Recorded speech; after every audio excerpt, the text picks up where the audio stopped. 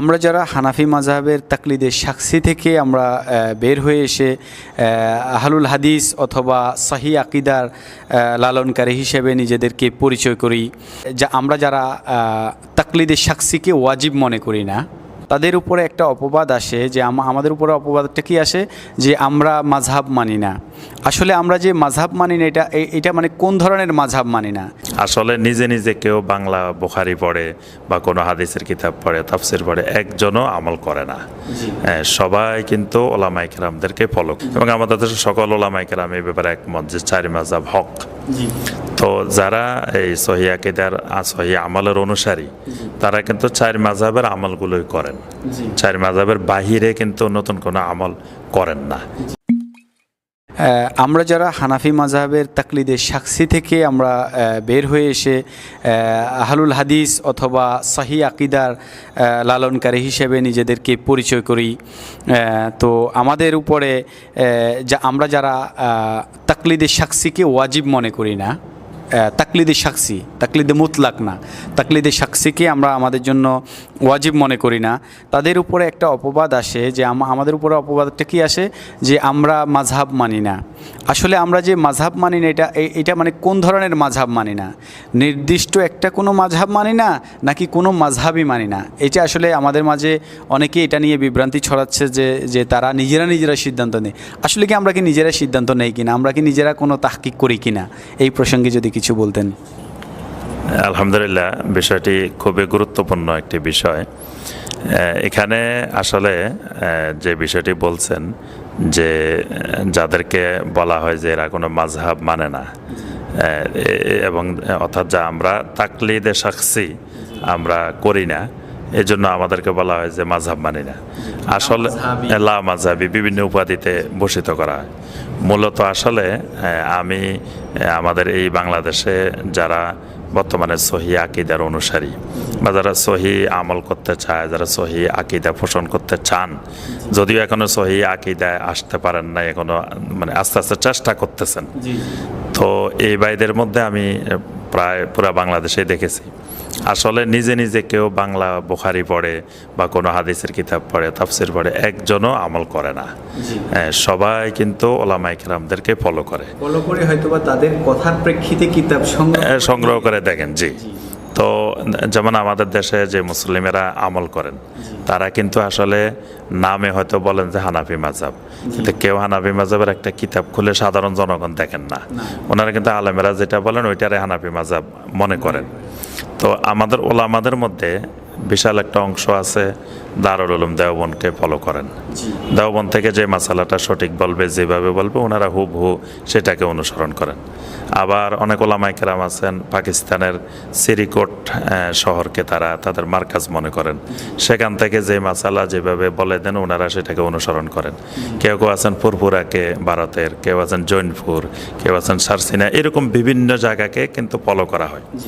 সেখানে যে ভাইয়েরা সহি আকীদার যে ভাইয়েরা আমল করেন, তারাও একটা জায়গাকে ফলো করেন। তারা বর্তমানে মদিনা মুনাওয়ারার যে সকল ওলামায়ে কেরাম আছেন, ওলামায়ে মাদিনা আছেন, তাদেরকে ফলো করেন, তাদেরকে অনুসরণ করেন। তারা যে মাসালা যেভাবে অগ্রাধিকার দেন, সেই মাসালাটা তারা সেভাবে আমল করার চেষ্টা করেন।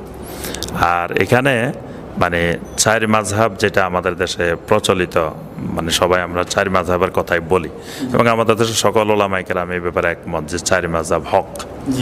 তো যারা এই সহি আকীদার সহি আমলের অনুসারী, তারা কিন্তু চার মাযহাবের আমলগুলোই করেন, চার মাযহাবের বাহিরে কিন্তু নতুন কোনো আমল করেন না। যে আমলে করেন এটা চার মাযহাবের ভিতরেই আছে। রাফুল ইয়াদান করলে সেটা চার মাযহাবের ভিতরেই আছে। আমিন সশব্দে বললে সেটিও আছে। অর্থাৎ যতগুলো আমল আছে এগুলো কিন্তু চার মাযহাবের ভিতরেই আছে। অর্থাৎ আমরা এই বিষয়ে স্পষ্ট ধারণা সবাই থাকা দরকার, এবং আমরা সবাইকে এই বিষয়টি ধারণা দিতে চাই যে আমরা মাযহাবের বিরোধী না, আমরা মাযহাব অনুসরণ করি, তবে সুনির্দিষ্ট একটা মাযহাবকে একজনকে তাকলিদে শাখসি করি না, যেটা যুগে যুগে সালফে সালেহিন কেউ করেন নাই। এখানে যেটা আমি অ্যাড করব যে যারা মানে এই মতের বিপরীত, মানে আমাদেরকে প্রতিপক্ষ মনে করেন, তারা যখন আমাদেরকে বিভিন্ন সময় বাহাস বা মুনাজারার আহ্বান করেন, তারা কিন্তু তখন বিভিন্ন ইমামের আকওয়াল নিয়ে আসেন। তারা কিন্তু তাদের মতের উপরে প্রতিষ্ঠিত থাকেন না। যখন আমাদের সাথে যখন ঝগড়া করার জন্য আসেন, তখন কিন্তু তিনি ওই নীতিটাই ফলো করেন যেটা আমরা ফলো করি। জি। তাছাড়া আরেকটা ওনারা কথা বলেন যে লা মাযহাবি, আবার তারা বলেন যে আলবানিকে মানি, ইবনু উসাইমিনকে মানি, বিন বাজকে মানি, ইবনু তাইমিয়াকে মানি। অথচ তারা প্রথমে বলে লা মাযহাবি, লা মাযহাব মানে কারো মাযহাবি মানে না। আবার তারা পরক্ষণে তারা বলতেছেন যে আমরা ইবনু তাইমিয়াকে মানি। তো তাহলে তো লা মাযহাবি শব্দটা মানে সাংঘর্ষিক। ওনাদের কথা এই প্রসঙ্গে যদি একটু। জি জি, আলহামদুলিল্লাহ। এখানে আমি যে বিষয়টি বলতেছিলাম যে সালফে সালেহিনদের সাহাবা ইকরাম থেকে শুরু করে যুগে যুগে কোনো যুগে কিন্তু মুসলিমেরা একেবারে আপনার একজন ব্যক্তির অন্ধ অনুকরণ এটা করেন নাই। সাহাবা ইকরামা কিন্তু একজন সাহাবীকে ফলো করতেন না নবী সাল্লাল্লাহু আলাইহি ওয়াসাল্লামের ইন্তেকালের পরে। তারা কয়েকজন সাহাবীর মতামত ফতোয়া সব শুনতেন, শুনে যেটাকে তারা আকরাবু ইলাল হক মনে করতেন সেটা তারা আমল করতেন। ঠিক তাবেঈনে কেরামও একজন সাহাবীর অধীনে উনি যে ফতোয়া দেন, যে মাসালা বলেন সেটা অন্ধভাবে মেনে নিতেন, এটা করতেন না। তারা অনেক সাহাবা ইকরামের কাছে তারা ইলম নিতেন, তাদের থেকে সবার ভিত্তিতে আমল করতেন। এইভাবে যুগে যুগে যেমন আপনার ইমাম আবু হানিফা রাহমাতুল্লাহ আলাইহি যে ছাত্ররা, ইমাম আবু ইউসুফ রাহমাতুল্লাহ আলাইহি, ইমাম মুহাম্মদ রাহমাতুল্লাহ আলাইহি, তারা কিন্তু ইমাম আবু হানিফা রাহমাতুল্লাহ আলাইহিরও ছাত্র, ইমাম মালিক রাহমাতুল্লাহ আলাইহিরও ছাত্র। অর্থাৎ তারা সবাই থেকে ইলম নিছেন, কাউকে একেবারে অন্ধভাবে একজনের কিন্তু তাকলিদ করেন নাই।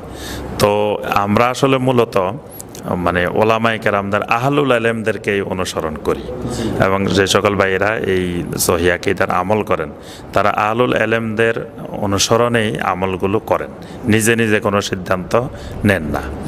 আর চার মাযহাবের আমরা অনুসরণ করি, চার মাযহাবের ভিতরেই থাকি। এই চার মাযহাবের দলিলগুলোর মধ্যে যেটা দলিল শক্তিশালী আমরা সেটা অনুসরণ করি।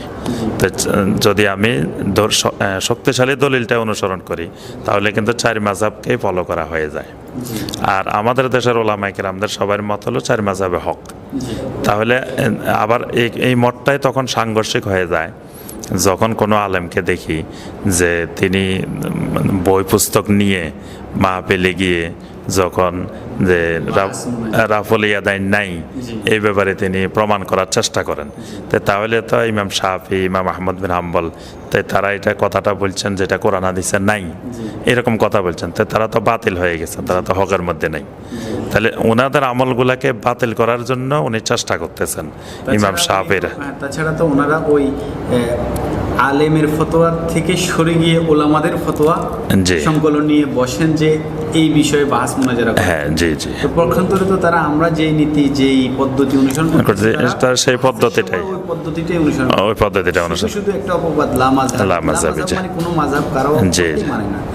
না, এই জন্য তো আমি যে মাহফিলে এই কথাটা বারবার বলি যে নামাজে পড়েন না তিনি কোন মাযহাব অনুসরণ করেন? তার এটা তো কোনো মাযহাবেই নেই। প্রত্যেক মাযহাবেই তো এই মত আছে যে সালাত আদায় না করলে সে জাহান্নামী, সে বড় ধরনের গুনাহগার। হ্যাঁ, তারপরে আপনার এই যে রমাদান মাস আসতেছে, যে আমরা দেখি যে হোটেল রেস্টুরেন্ট সব খোলা, দিনের বেলা খাওয়াইতেছে, এটা কোন মাযহাবের অনুসারী? তারপরে সিয়াম পালন করতেছেন না, এটা কোন মাযহাবের অনুসারী? অর্থাৎ মাযহাবের বাইরে হইলো এই সমস্ত লোক যারা সলাত নাই, সিয়াম নাই, কিছুই নাই, এদের নিয়ে আমাদের কোনো চিন্তা ভাবনাই নেই। বরং আমরা যারা একটু সলাত আদায় করি, সিয়াম পালন করি, ইবাদত বন্দেগী একটু করার চেষ্টা করি, তারাই একজন আরেকজনকে ফতোয়া দিতে থাকি, কাফের বানাই, মুশরিক বানাই, জাহান্নামী বানাই, এইভাবে আমরা চলতেছে। এজন্য আমাদের ওস্তাদ ডক্টর খন্দকার আব্দুল্লাহ জাহাঙ্গীর রাহিমাহুল্লাহ বারবার বলতেন যে আমরা যেই হারে এক আলেম আরেক আলেমকে আমরা গালিগালাজ করি, কাফের মুশরিক বলি, ইহুদির দালাল বলি, তো সাধারণ মানুষ তখন এই চিন্তাটাই করেন যে আমরা সবাই কারো না কারো দালাল, যত আলেম আছি তারা সবাই দালাল। আর ওই নাস্তিক যারা বা অন্যান্য যারা খারাপ লোক আছে এরাই মনে হয় ভালো মানুষ, কারণ এরা কারো বিরুদ্ধে কেউ এরকম দালালও বলে না, কোনো কিছু গালিগালাজও করে না।